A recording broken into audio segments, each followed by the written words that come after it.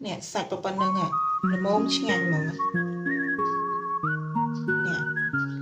anh ấy nhầm riêng chiều đòn phần là tiền ta bố cho tao một về là đi riêng chiều đòn phần là tao bố mới chứ ngành nè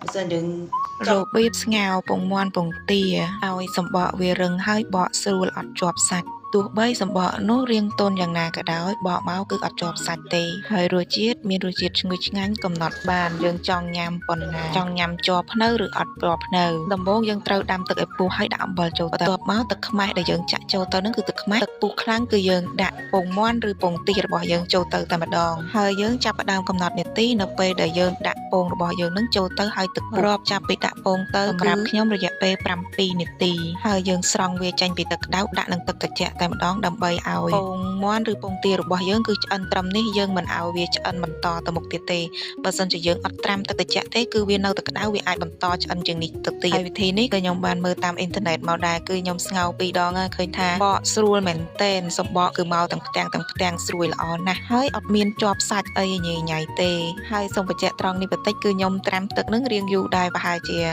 30នាទីបើសិនជាយើងអត់ចង់យូរដល់ថ្នាក់ហ្នឹងទេយើងអាចបន្ថែមទឹកកកទៅក្នុងហ្នឹងដើម្បីឲ្យទឹករបស់យើងឆាប់ត្រជាក់ហើយពងរបស់យើងឆាប់បានបកញ៉ាំ